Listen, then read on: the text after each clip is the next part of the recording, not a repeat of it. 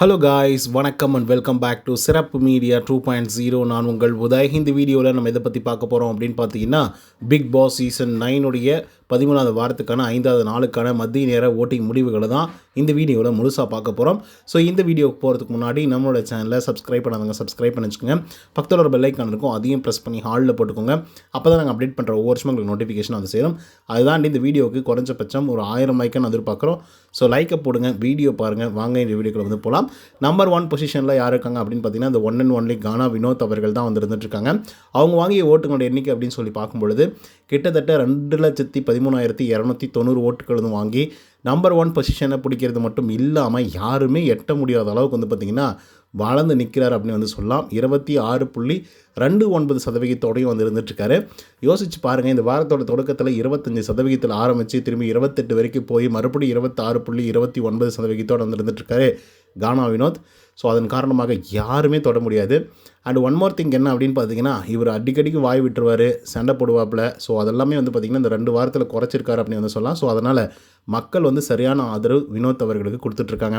2வது இடத்துல திவ்யா கணேஷ் அவர்கள் வந்துருக்காங்க. அவங்க வாங்கிய ஓட்டுங்களோட எண்ணிக்கை அப்படின்னு சொல்லி பார்க்கும்பொழுது 1,58,824 ஓட்டுகளாகும். அண்ட் பர்சன்டேஜ் ஆஃப் ஓட்டிங்ஸ் அப்படின்னு சொல்லி பார்க்கும்பொழுது 19.53% இருந்துட்டுருக்காங்க திவ்யா கணேஷ் அவர்கள். ஸோ இவங்களும் வந்து பார்த்திங்கன்னா அட்டகாசமான வாக்குகள் வந்து வாங்கி குவிச்சிட்ருக்காங்க. இந்த வாரத்தோட தொடக்கத்தில் வினோத்துக்கு பயங்கரமாக போட்டியாக இருந்து டஃப் கொடுத்துட்ருந்தாங்க. சொல்லப்போனால் 2 லட்சத்துக்கும் மேலான வாக்குகள் வந்து வாங்க வேண்டிய ஒரு ஆள் திவ்யா கணேஷ் அவர்கள். பட் அப்படியே வந்து பார்த்திங்கன்னா சடனாக எல்லா வாக்குகளும் குறைய ஆரம்பிச்சிடுச்சு. 3வது இடத்துல வந்து விஜே பார்வதி இருந்திருக்காங்க. அவங்க வாங்கிய ஓட்டுகளோட எண்ணிக்கை 85,668 ஓட்டுகளாகும். அண்ட் பர்சன்டேஜ் ஆஃப் ஓட்டிங்ஸ் அப்படின்னு சொல்லி பார்க்கும்பொழுது 10.56% இருந்துட்டுருக்காங்க விஜே பார்வதி அவர்கள். ஸோ இவங்களை பற்றி நம்ம சொல்லணும் அப்படின்னா, நான் ஒவ்வொரு வீடியோலையும் வந்து சொல்கிறது தான், இஷ்டம் போல் வந்து விளையாடிட்டு இருக்காங்க. கண்டிப்பாக சொல்கிறேன், எப்பயுமே யாருக்கும் சப்போர்ட்டிவாக நம்ம பார்வதி அவர்கள் வந்து பெருசாக நின்றதில்லை. அதே போல் யாராவது இவங்களுக்கு சப்போர்ட்டிவாக நின்றாங்க அப்படின்னா இஷ்டம் போல் அடித்து ஆடுவாங்க. அந்த மாதிரி தான் சாண்ட்ரா அவர்களையும் அடித்து ஆடியிருக்காங்க. ஸோ இது இவங்களுக்கு மிகப்பெரிய அளவில் மைனஸாக மாற வாய்ப்புகள் இருக்குது. 4வது இடத்துல கமருதீன் 75,838 ஓட்டுகள் வந்து வாங்கியிருக்காங்க. அண்ட் பர்சன்டேஜ் ஆஃப் ஓட்டிங்ஸ் 9.35% இருந்துட்டுருக்காங்க கமருதீன் அவர்கள். ஸோ கமருதீனும் அப்படி தான் இஷ்டம் போல் வந்து பேசிடுவார். அதுக்கப்புறம் சாரி சொல்லுவார். சாரி சொன்னதுக்கப்புறம் எல்லோரும் நார்மலாக ஆகிடணும் அப்படின்னு சொல்லி நினைப்பாப்புல. ஸோ அப்படி ஆகலை அப்படின்னா அதுக்கு ஒரு சண்டை வந்து போடுவாப்புல. ஸோ அதனால் கமருதீனுடைய மொத்த மரியாதையும் வந்து பார்த்திங்கன்னா குழி தோண்டி புதைச்சி அதுக்கப்புறம் ஒன்றுமே இல்லாத ஆளாக வந்து மாறிட்டார் அப்படின்னு வந்து சொல்லலாம். 5வது இடத்துல அரோரா சிங்க்லர் அவர்கள் வந்து இருக்காங்க. அவங்க வாங்கிய ஓட்டுகளோட எண்ணிக்கை அப்படின்னு சொல்லி பார்க்கும்பொழுது 65,562 ஓட்டுகளாகும். அண்ட் பர்சன்டேஜ் ஆஃப் ஓட்டிங்ஸ் அப்படின்னு சொல்லி பார்க்கும்பொழுது 8.08% வந்து இருந்துட்டுருக்காங்க அரோரா சிங்க்லர் அவர்கள். ஸோ இவங்க தான் வந்து பார்த்திங்கன்னா டிடிஎஃப் வின்னராக மாறியிருக்காங்க. ஸோ அதனால் இந்த ஓட்டிங் கீட்டிங் அதெல்லாம் தேவையே கிடையாது. நெக்ஸ்ட் வீக் வந்து பார்த்திங்கன்னா இவங்க நாமினேஷன்லையும் வரப்போகிறதில்ல, டேரெக்டாக ஃபைனல் வீக் வந்து போயிடுவாங்க. ஸோ அந்த விதத்தில் வந்து பார்த்திங்க அப்படின்னா அரோரா சிங்க்லர் அவர்களுக்கு மிகப்பெரிய வாழ்த்துக்களை நம்ம தெரிஞ்சிச்சே ஆகணும். ஸோ கண்டிப்பாக நீங்கள் அரோராவுக்கு சப்போர்ட் பண்ணுறீங்களா இல்லையா, இல்லை அவங்களுடைய விளையாட்டை பற்றி நீங்கள் என்ன நினைக்கிறீங்க அப்படிங்கிறத கமெண்ட்ஸில் சொல்லுங்கள். 6வது இடத்துல சபரிநாதன் வந்திருக்காரு. அவர் வாங்கிய ஓட்டுகளோட எண்ணிக்கை அப்படின்னு சொல்லி பார்க்கும்பொழுது 63,529 ஓட்டுகளாகும். அண்ட் பர்சன்டேஜ் ஆஃப் ஓட்டிங்ஸ் அப்படின்னு சொல்லி பார்க்கும்பொழுது 7.83% இருந்துட்டுருக்காங்க சபரிநாதன் அவர்கள். ஸோ இவர் வந்து ஒரு அட்டகாசமான ஒரு பிளேயர், அதில் எந்த விதமான மாற்று கருத்துமே இல்லை. ஸோ அவருக்கு வந்து தீனி போடுற மாதிரி இந்த வாரம் அமைஞ்சது அப்படின்னு வந்து சொல்லலாம்.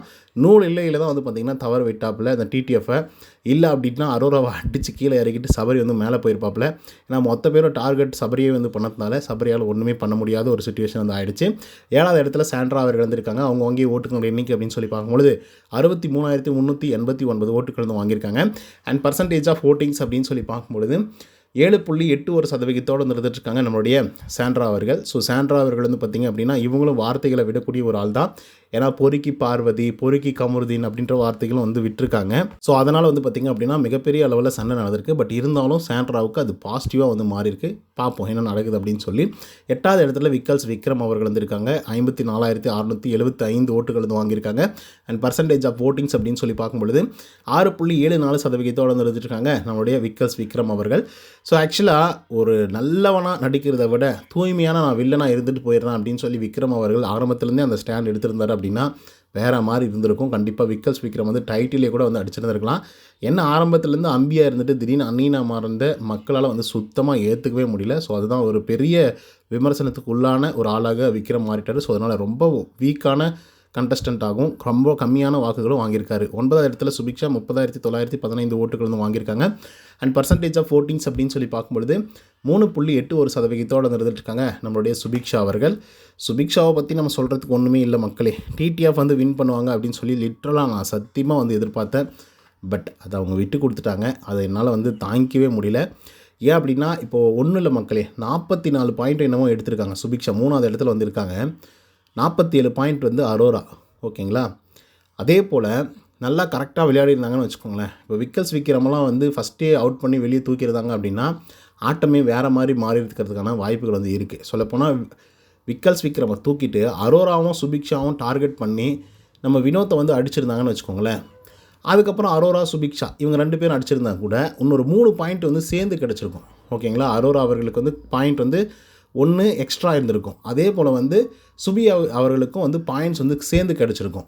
ஸோ அப்படி இருக்கும்போது சுபிக்ஷாவா அரோராவா டிடிஎஃப் வின் பண்ணுறது அப்படிங்கிற லெவலுக்கு வந்து போயிருந்திருக்கும்.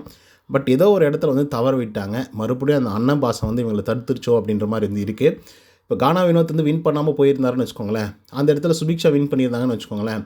கண்டிப்பாக சுபிக்ஷா அவர்களுக்கு இன்னொரு 3 பாயிண்ட் அங்கே சேர்ந்துருக்கும். அப்போ சுபிக்ஷா அவர்கள் வந்து ஈஸியாக வந்து டிடிஎஃப் வின் பண்ணுறதுக்கான எல்லா வாய்ப்புகளும் வந்து இருந்திருக்கும். அதே போல் அரோரா அவர்களை கடைசி டாஸ்கில் டார்கெட் பண்ணி கண்டிப்பாக அரோரா அவர்களையும் இவங்க டாமினேட் பண்ணியிருந்தாங்க அப்படின்னா வேறு மாதிரி ஒரு சம்பவமாக வந்து இருந்திருக்கும். பட் எல்லாத்தையும் கோட்டை விட்டாங்க அப்படின்னு தான் வந்து சொல்லணும். பட் எனிஹவ் 3வது இடத்துல வந்து இருக்காங்க. பட் இருந்தாலும் இது பத்தாது. ஸோ இந்த வாரத்தோடு அவங்க எவிக்டாகி வெளியே போகிறாங்க. அண்ட் இன்னொரு எவிக்ஷன் யாராக இருக்கும் அப்படின்னு பார்த்தீங்கன்னா நம்மளுடைய விக்கல்ஸ் விக்ரமாக தான் இருக்கும். அதில் எந்த விதமான மாற்று கருத்துமே கிடையாது. ஏன் அப்படின்னா அவர் தான் குறைவான வாக்குகள் வந்து வாங்கியிருக்காரு. ஒன்று சுபிக்ஷா ரொம்ப குறைவான வாக்குகள் வந்து வாங்கியிருக்காங்க. அதை விட ஒரு 20% எக்ஸ்ட்ரா வாங்கியிருக்காரு விக்கல்ஸ் விக்ரம். பட் இருந்தாலும் சாண்ட்ராவுக்கும் சபரிக்கும் விக்ரமுக்கும் கம்பேரிட்டிவ்லி வந்து பார்க்கும்போது விக்கல்ஸ் விக்ரமுக்கும் சாண்ட்ராவுக்கும் சம்மந்தமே இல்லை. ஒரு 20,000 வாக்குகள் வந்து முன்ன பின்ன வந்து இருந்துட்டுருக்காங்க. ஸோ அதனால் வந்து பார்த்திங்க அப்படின்னா விக்கல்ஸ் விக்ரம் தான் எவிக்ட் ஆக போகிறாரு. அதே போல் சுபிக்ஷா வந்து எவிக்ட் ஆக போகிறாங்க இன்கேஸ் டபுள் எவிக்ஷன் இருக்குது அப்படின்னா.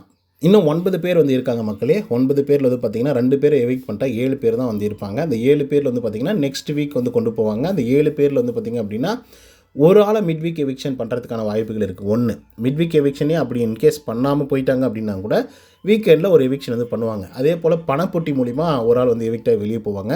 ஸோ டோட்டலாக வந்து 5 பேர் மட்டும்தான் வந்து கடைசி வீக் வந்து போகிற மாதிரி வந்து இருக்கும். பட் இதுக்கு முன்னாடி சீசனில் 6 பேர் வந்து பார்த்திங்க அப்படின்னா ஃபைனல் ஸ்டேஜுக்கு, அதாவது ஃபைனல் வீக்குக்கு வந்து போயிருக்காங்க. ஸோ அதன் காரணமாக மேபி இந்த வாரம் ஒரே ஒரு எவிக்ஷன் இருக்கிறதுக்கான வாய்ப்புகள் இருக்குது. அந்த ஒரு எவிக்ஷன் வந்து சுபிக்ஷாவாக தான் இருக்கும். ஓகேங்களா? சிங்கிள் எவிக்ஷன்னா கண்டிப்பாக சுபிக்ஷா மட்டும்தான் வந்து இருப்பாங்க.